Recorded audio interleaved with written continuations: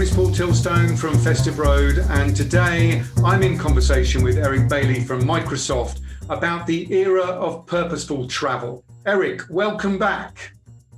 Thank you. Happy to be here. This is your second time with us. The first time, as I seem to remember, was about the initial return to travel and what that might look like. But now we're talking about the era of purposeful travel. So tell me, how has your thinking or your organization's thinking evolved over the past few months, or even possibly prior to that, when it comes to what this travel program shape and size might look like in the future? Well, I think it's interesting because we really figured out how to get by and grow without travel. So, that being said, I think that everybody misses it too. There's some real essential parts that we've been missing out. Some of those connections, some of that trust building, deep learning, and things like that maybe we haven't been able to do as well. And so, our moving forward, I think we're probably going to see less travel to some extent, but much more, to your title here, purposeful travel. We're going to know why we're going. We're going to maximize that time away from the office, which is really hard to get now, but all anybody wants, right? So how are we going to balance that productivity? And so those are some of the things that we're really looking at, digging into a little bit more as to understanding when I can take that time away from the office and make sure that I get real solid value out of that.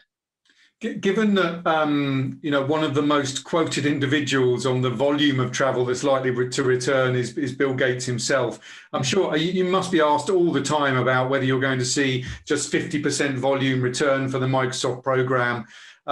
So how do you get asked that? Do you have to react to that type of stuff? I do get asked that some. I think it'll be more than that, most likely. If for nothing else, we've hired 25,000 people since the pandemic started. Okay. So we have 25,000 people that have never met somebody else face-to-face from Microsoft. So I understand some of that, right? So and remember, you can have a cut, an adjustment in time, but then organic growth will bring a lot of that back. And that's really what we saw in 2008, right? We saw a 40 or 50% reduction. And it did take 8 or 9 years. There was some organic growth that came back. So we did see it come back. We did see growing back to be, $1 billion plus sort of T&E spend. So I think that we'll see adjustments. We'll see certain types of travel that'll go away and other types of travel that I think could potentially build up more. So from a contextual point of view, I think you just said, was it 25,000 new employees during the last pandemic? What other kind of workplace changes are going on within Microsoft that may affect the future size and shape of the travel program? Well, you'll have people, we have people moving. I mean, I've already started to see that pretty significantly, where you'll people that say, I don't need to be at headquarters anymore, or maybe I'll move from this office to this office. A lot of that they're doing voluntarily. So I think the other thing that's going to be interesting is some of the travel that we see going down, maybe from the direct corporate perspective, we may actually see more travel go up on the personal, one of those going back to the office, which could be a place where your friends or family also live. So people may be personally going back to the office. Another area where some of that growth is that won't always reflect itself in our numbers is events that maybe now you can have more people because you can spread it over 6 or 8 different locations. And so ideally, I mean, if you see more and more people going, instead of a 10,000 person event, what if it's 30,000? We're not necessarily going to see all that spend ourselves because it's not going to be all of our people, right? They might be developers, they might be partners or suppliers or something like that. But I can see this ecosystem of a lot more people going to these events because it's easier. It's not one global event, right? It's a regional event. You can fly there and fly back the next day. Right. So I think we'll see some building of that type of travel too. Okay. I think you used the term within Microsoft essential travel. But this, am I right in thinking this wasn't necessarily a term that's only come about during the COVID era? You were already kind of on this pathway pre-COVID. But what does that essential travel program you think look like after the pandemic's finished and we're all kind of back traveling? I think we're going to be looking at different types of travel, right? So essential is not sharing information. Here, I'm going to share a deck with you. Everybody can do that online now, right? Yeah. My 10-year-old can do that online. So that's not something we need to spend a lot of time and money to do. What we will see, and there's kind of 4 key areas that I've been looking at. One of those is kind of bonding and trust building, right? How do you build a tight team? That sort of thing where you're going to build unique experiences, shared experiences. The next one is really kind of deep learning. So to understand something that maybe you didn't even know before, right? I don't know it, I need to know it, and 2 days later I do know it, right? That type of thing is very difficult to do in an online environment. And you'll also see shared group experiences in there too. Now, in terms of experimentation, kind of free innovation, right? We're a company that's based on innovation. If we lose that, you lose everything.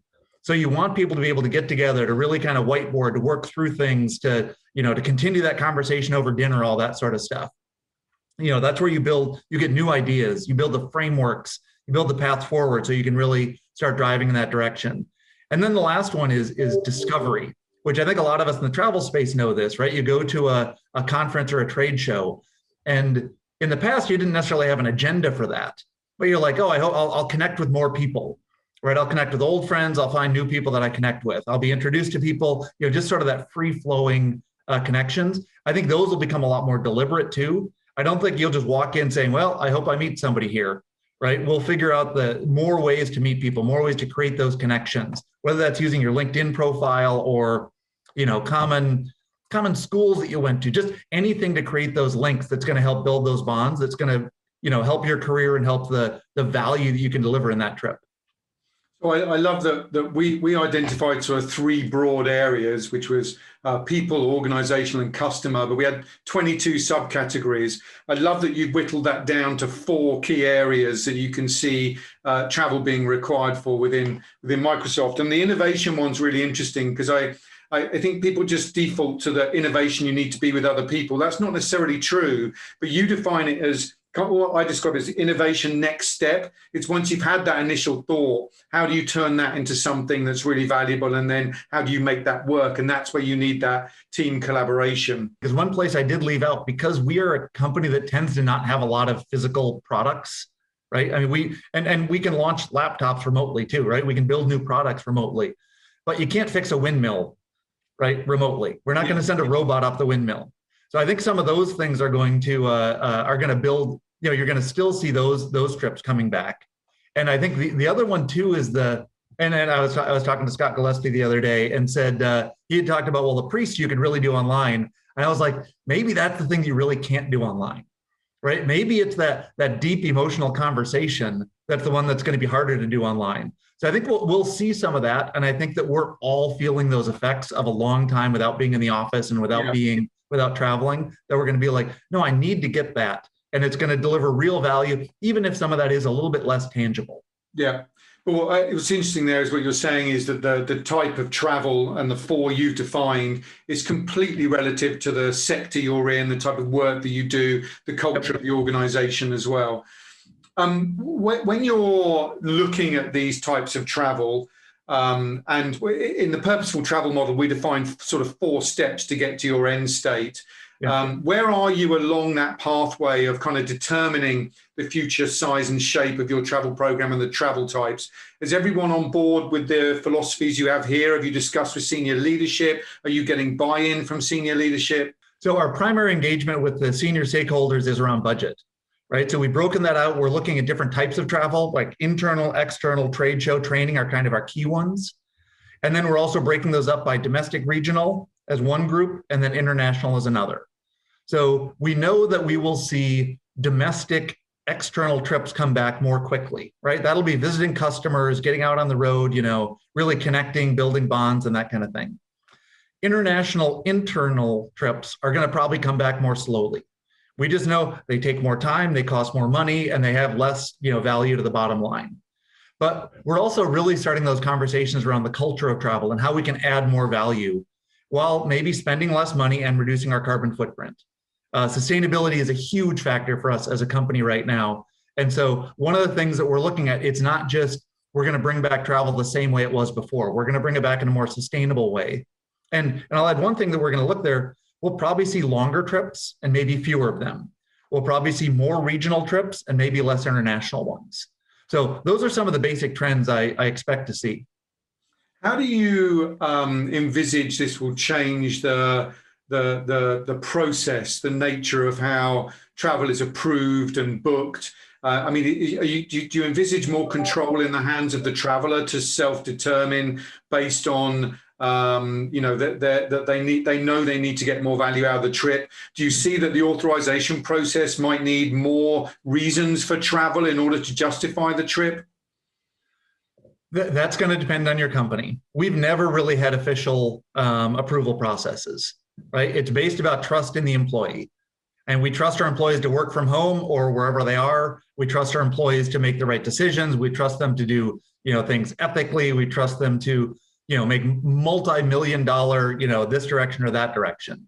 So a couple $100 or $500 on a trip is not something we're going to ask for senior approval on. Some companies are going to, though. So I think that we're going to build that that culture to say, hey, look at it more carefully. Right. And whether or not that's budget, sustainability, time, any of these factors that are in there, we're going to look at all of those. And we're going to have the employee do it. And then the way you control it is with budgets. You just say, okay, if your budget is cut by 10%, figure out how to do it with 10% less. I'm not going to ask you each individual trip. I'm not going to go into the details and tell me who you're meeting, tell me what the value of that is. I think you'll get tools that'll be built around that in the future that'll tie in with CRM and some tools like that. But in the short run, I just see it's going back to the decision making of the employee. So it's essentially it's a mindset within the business rather than control and tools.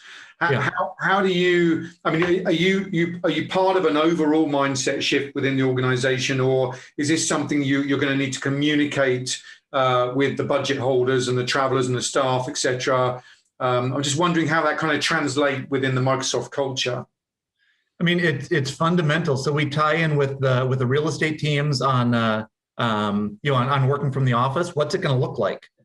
So we do have a lot of those conversations, more cross-functional, a lot more than we had in the past, I would say, because now we look at this not just from a health and safety issue, right? Which obviously that's sort of the current and the last year has been around that. But we know a year from now that will not necessarily be the primary driver of saying if somebody is traveling or not. So we have been working with those teams, and now it'll be how do we work better together, right? And the same thing for going into the office. I think some of it will be informal. So if I look at my team, much more, I think I will say, if we're not going into the office every day, let's figure out how to go in the same 2 days so that we can meet together.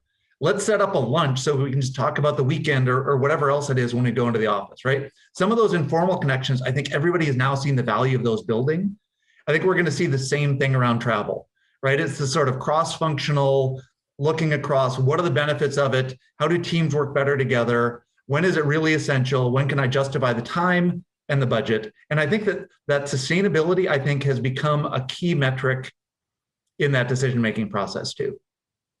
So one thing you're saying there, I think, is that the social aspect of when you're on location, when the trip facilitates that visit, is going to play a more important role because it's about using that time to build deep relationships. So does that have an impact on where those meetings may be held, for example?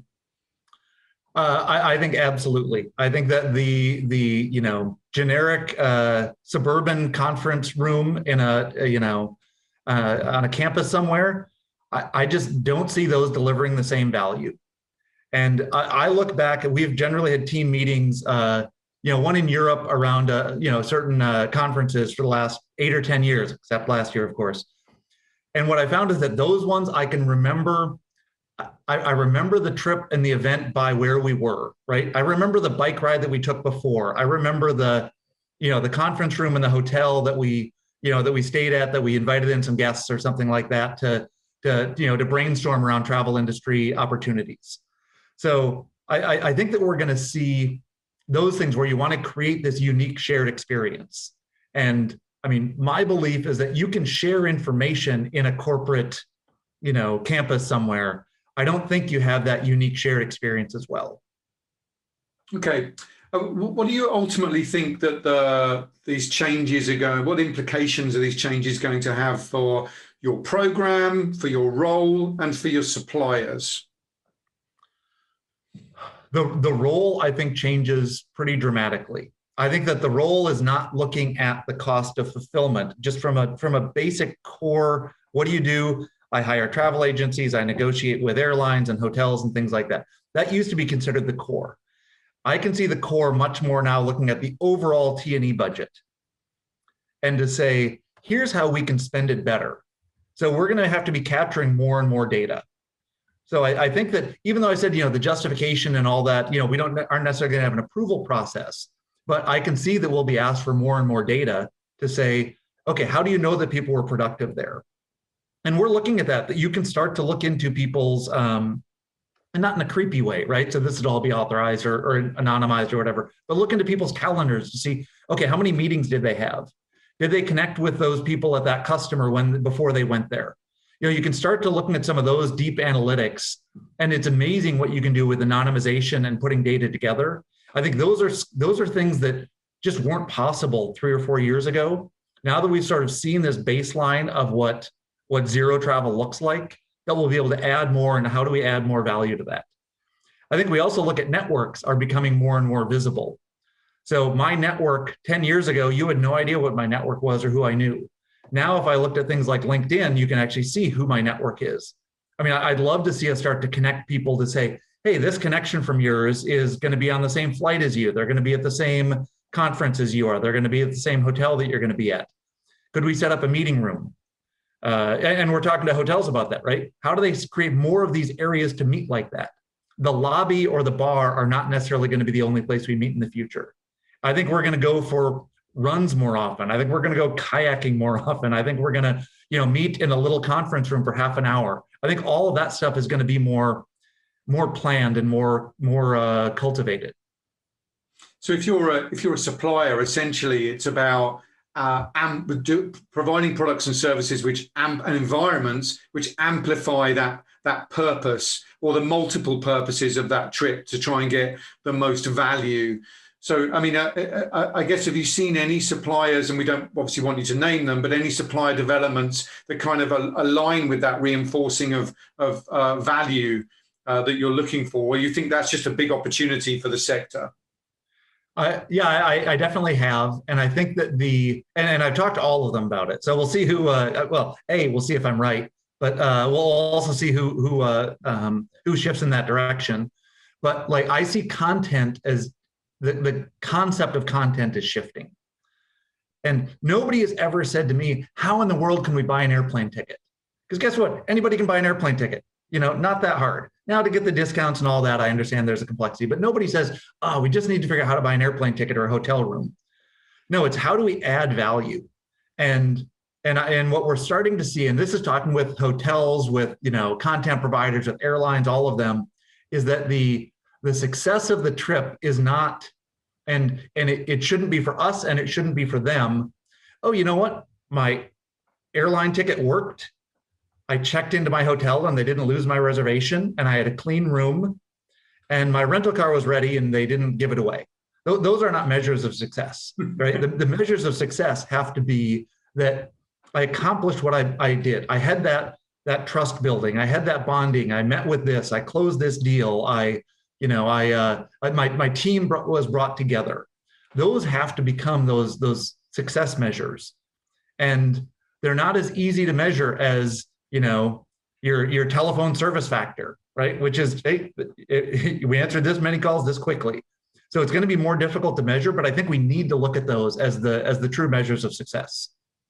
It's interesting because you've made me think that we're now looking at the next stage. Once you've, as a travel manager, helped your corporation define the purposes of trip, where the real value is, what's next? And of course, it's about how it affects how you operationalize the program. What type of metrics do you then have in order to show the value of your role and of the travel program? Sounds like it's fundamentally set to change then from what you're saying. Yes, I see it. It's going to that hyper productivity, hyper personalization, and that the hyper productivity. Once again, I think to some of the past comments that we've had back and forth here is it doesn't mean you're just going to be working 18 hours a day, right? Sitting there putting together a PowerPoint or a business plan or something like that for 18 hours a day is not hyper productivity. right? It's leveraging your time and the circumstances to deliver the most value for the company. And some of that will be value back to you, right? Some of that may be building those bonds, building those connections, building that network. But I think we have to look at those all as delivering value to the company also. So I guess I want to finish where I started off, which is going back to that Bill Gates prediction of 50%. Yeah. And I think that you and I have spoken before that you suggest that some people think you're quite pessimistic about the future of the travel sector. How do you respond to that? I am actually very optimistic. I think that we get a chance to rebuild something in a better way. I think we're going to have better experiences. I think we're going to deliver more value. I think we're going to have better connections with the people that are the most important. I think we're going to be able to come up with new ideas. I think there's going to be new content. I think that the personalization is going to be astounding that we're going to be able to deliver. And so all of those things I'm super optimistic on. And it might mean that your revenue comes, instead of from selling a hotel room, it might be a day room, right? Instead of selling a meal on a plane, it might be selling the perfect gift to bring home to your spouse or your kid because you were away traveling, right? So all of those things, every time that one thing might go away a little bit, I think that as we bring the technology, the data together, which I've always been a big data fan, used to not be cool. I guess it is now. But as we bring all that data together, we're going to be able to deliver these really personalized experiences and make people more productive, have better experiences, healthier experiences, and more sustainable experiences. So I love that we've ended this interview with you on a very optimistic note. It almost sounds like this is the kind of moment you've been waiting for, Eric, that kind of all the pieces are there for you to do something really spectacular within the travel program, within your role. So it sounds really exciting. And thank you very much for joining us today. Yep, happy to be with you. Thanks for sharing. Great. So thanks for joining us for Festive Road's In Conversation With series. Please subscribe below if you want to make sure you watch all the future videos we've got planned. And if you want to download the Purposeful Travel Model, please go to festive-road.com. Otherwise, have a great and purposeful year. Thanks for joining.